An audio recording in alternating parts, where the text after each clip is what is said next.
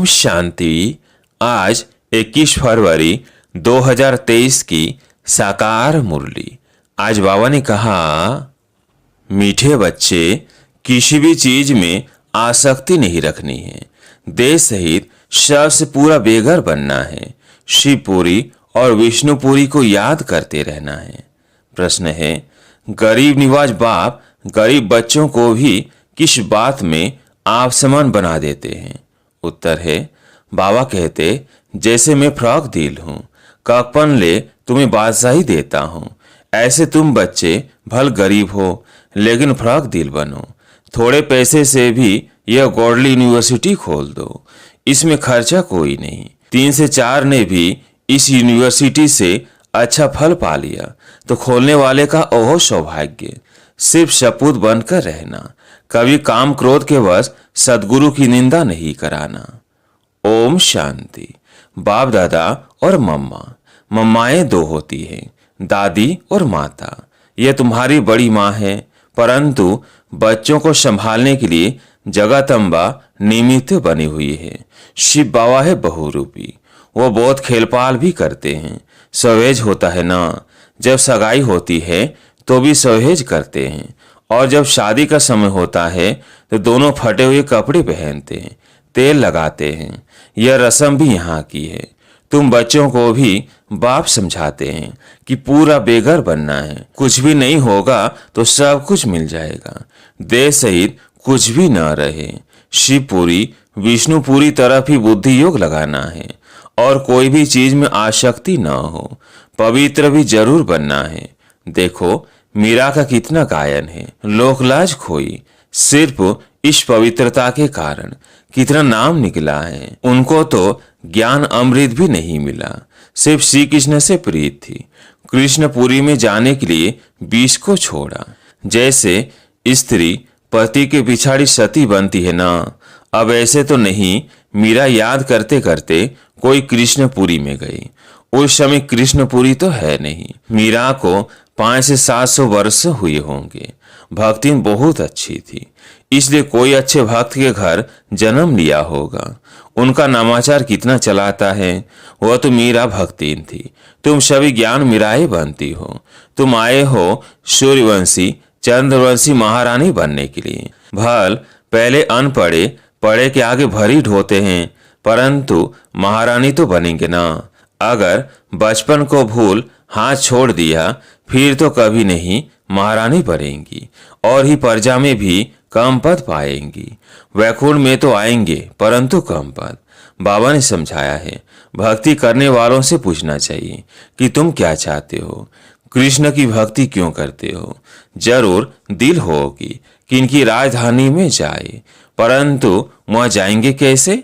बहुत मनुष्य कहते हैं हमको शांति चाहिए, परंतु अशांति तो सारी दुनिया में है ना।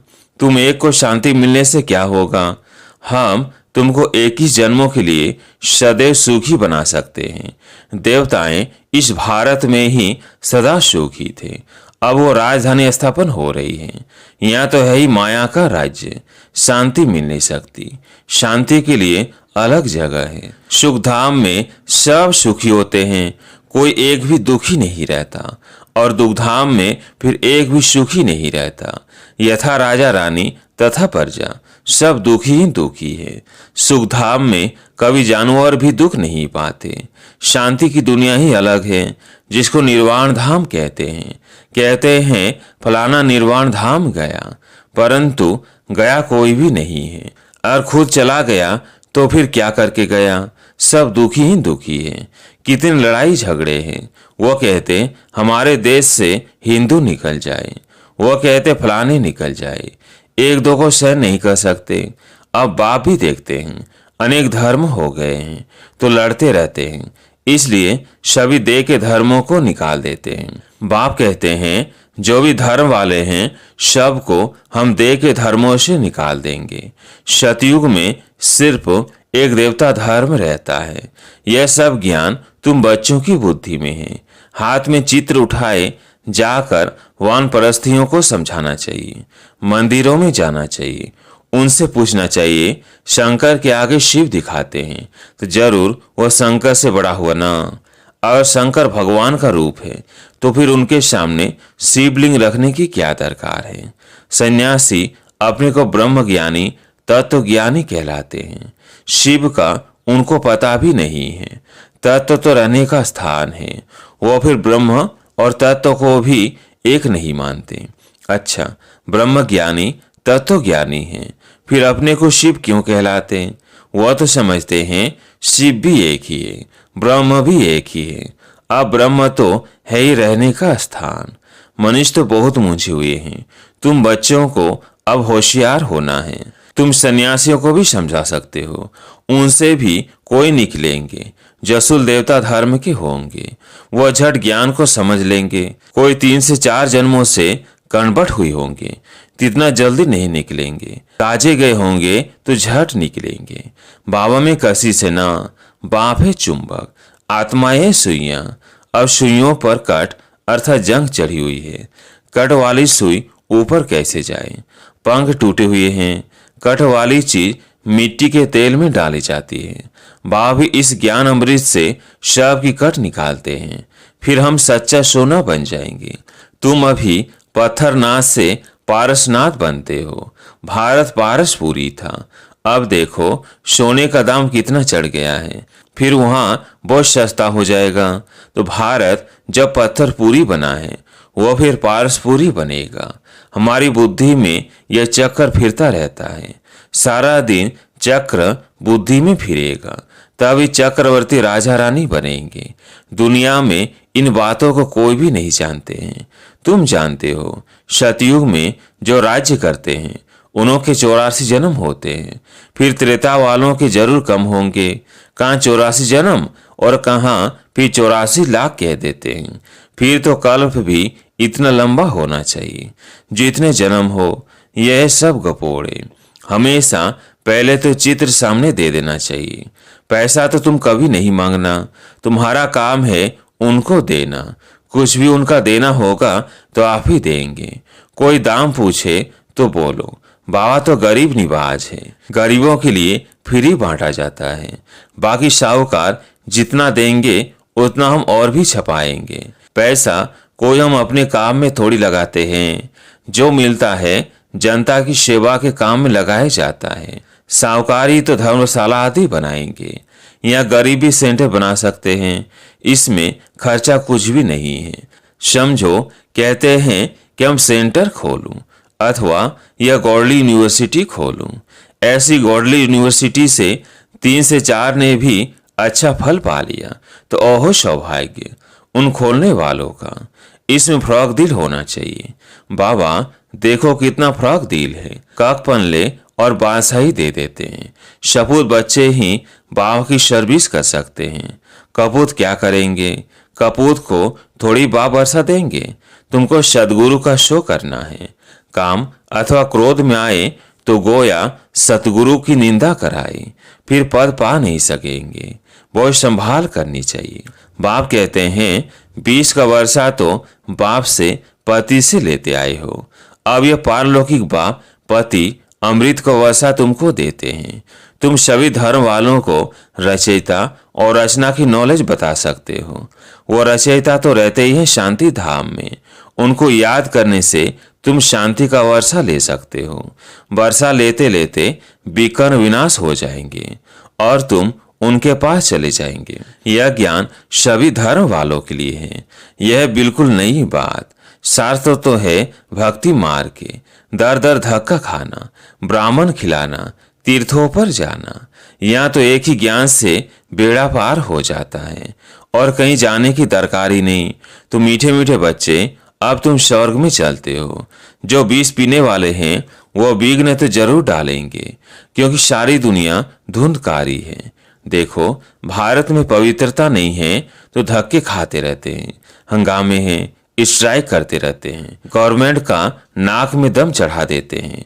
गवर्नमेंट साफ कह देती है कितना खर्चा हम लावे कहाँ से, तो वो कहते हैं तुम लोग मौज उड़ाते हो, धन इकट्ठा करते रहते हो। हमने क्या गुनाह किया है? हमको तनख्वाह चाहिए। स्ट्राइक कर लेते हैं तो धंधा ठहर जाता है। यह सब होना ही है। कहाँ सब्जी नहीं मिलेगी, कहाँ दूध नहीं मिलेगा। जहां तक हिटपीट है। यह सब हंगामा हो फिर शांति होगी। विनाश का और फिर विष्णुपुरी का साक्षात्कार तो अर्जुन को भी कराया था ना, तुमको भी अभी हो रहा है। देखो, कहाँ बरसात नहीं पड़ती है तो भी यज्ञ रचते हैं, कहाँ बहुत अशांति होती है तो पीस के लिए यज्ञ रचते हैं। परंतु पीसफुल तो एक ही भगवान है। वह जब आए तो शांति का दान देवे। देने वाला तो वो एक ही है ना। देखो, तुम कितने लाडले बच्चे हो, बहुत जन्मों के बाद अंत में आकर मिले हो, तब पूरा सौभाग्य लो। बच्चों को टोलपुर यानी मीठे बच्चे कहा जाता है। मिठाई खिलाई जाती है, वो होती है जिस्मानी मिठाई, और यह है रूहानी मिठाई जो रूहानी बाप देते हैं। देई अभिमानी हो रहना बड़ी भारी मंजिल है, इसमें मेहनत है। बाबा कहते हैं 8 घंटा तो देई अभिमानी बनो, फिर भल शरीर निर्वाह अर्थ काम भी करो। रात को जागो तो बहुत अच्छी लगन रहेगी, कमाई है ना। हे नींद को जीतने वाले बच्चे, मुझ बाप को श्वासों श्वास याद करो, विचार सागर मंथन करो। रात दिन जितना योग में रहेंगे उतना विकर्म विनाश होंगे, और जितना ज्ञान सिमरन करेंगे उतनी कमाई होगी। बाकी तो सर्विस बहुत है। बाबा से पूछेंगे तो बाबा कहेंगे बैठे रहो, आराम करो, इसमें पूछने की दरकार नहीं है। बाबा ने लोकलाज का कुछ ख्याल किया क्या? अरे, बादशाही मिलती है तिनको मारो ठोकर। बाकी हाँ, हर एक का अपना अपना पाठ है, हर एक का कर्म बंधन अलग अलग है। पैसे हैं तो अलौकिक सर्विस में पैसे को सफल करो, यह तो बच्चे समझते हो। इस ज्ञान मार्ग में जरूर विघ्न पड़ते हैं, क्योंकि पवित्रता का सवाल है। जो भी धर्म स्थापन करने आते हैं उन्हों को पवित्र जरूर बनना पड़े। इस समय तो मनुष्य बहुत गंदे हैं, विघ्न भी बहुत डालेंगे, झूठ कलंक भी लगाएंगे। इन बातों से डरना नहीं है, कुछ भी हो घबराना नहीं चाहिए। 5000 वर्ष पहले भी यह कलंक लगे थे, अब भी लगेंगे। झूठी झूठी बनावटी बातें भी करेंगे। किसको रेस्पॉन्ड ठीक न मिलने से भी हंगामा करते हैं। आहिस्ते आहिस्ते सन्यासी, उदासी आदि सब धर्म वाले आएंगे। सबको बाप की नॉलेज जरूर लेनी है। यह चित्र भी सारी दुनिया में जाने हैं। कभी क्रोध में आकर वाद विवाद भी नहीं करना है। बल जाए कोई निंदा करे, गुस्से में कभी नहीं आना चाहिए। बच्चों को रिफ्रेश हो फिर सर्विस करनी है। दिन प्रतिदिन कायदे कानून भी सुधरते जाएंगे। दुनिया के कायदे कानून तो बिगड़ते जाएंगे, क्योंकि वह तो तमो प्रधान बनती जाती है। हम तो शतो प्रधान बन रहे हैं। अच्छा, तुम बच्चे हो राज ऋषि, तुम कहेंगे हम अभी तपस्या कर रहे हैं वानप्रस्थ में जाने के लिए। ऐसा जवाब देने का कोई मनुष्य को अकल नहीं है, वह तो वानप्रस्थ को समझते ही नहीं। तुम कहेंगे हम राजयोगी हैं, जीवन मुक्ति के लिए तपस्या कर रहे हैं। सिखलाने वाला है पारलौकिक परमपिता परमात्मा, ज्ञान का सागर। ऐसे से माताएं बैठ समझाए तो सब वंडर खाएंगे। बोलो हमको पारलौकिक परमपिता परमात्मा पढ़ा रहे हैं, भविष्य ऊंच पद प्राप्त कराने के लिए। अच्छा, मीठे मीठे सिकिलधे बच्चों प्रति माता पिता बाप दादा का याद प्यार और गुड मॉर्निंग। रूहानी बाप की रूहानी बच्चों को नमस्ते। हम रूहानी बच्चों की रूहानी बाप दादा को याद प्यार गुड मॉर्निंग नमस्ते नमस्ते। धारणा के लिए मुख्य सार। पहला पॉइंट है, भल कोई निंदा करे, हमें गुस्से में नहीं आना है, किसी से भी वाद विवाद नहीं करना है, रिफ्रेश हो फिर सर्विस करनी है। दूसरा पॉइंट है, नींद को जीतने वाला बनना है, रात को जाकर भी बाप को याद करना है और ज्ञान का सिमरण करना है। देही अभिमानी रहने की प्रैक्टिस करनी है। आज प्यारे मीठे बाबा का वरदान, इंतजार को छोड़ इंतजाम करने वाले वियोगी के बजाय सहयोगी सुसहज योगी भव।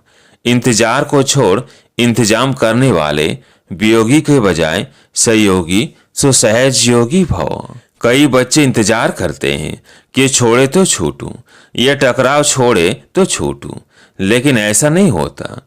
यह तो माया के विघ्न व पढ़ाई में पेपर समय प्रति समय भिन्न भिन्न रूपों से आने ही हैं।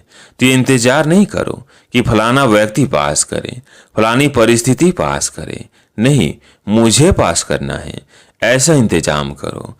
सदा श्रीमत की अंगुली के आधार पर चलते सहयोगी से सहज योगी बनो, कभी सहयोगी कभी वियोगी नहीं। स्लोगन है, अपनी उमंग उत्साह द्वारा अनेक आत्माओं का उत्साह बढ़ाना, यह सच्ची सेवा है। अपनी उमंग उत्साह द्वारा अनेक आत्माओं का उत्साह बढ़ाना, यह सच्ची सेवा है। अच्छा, ओम शांति।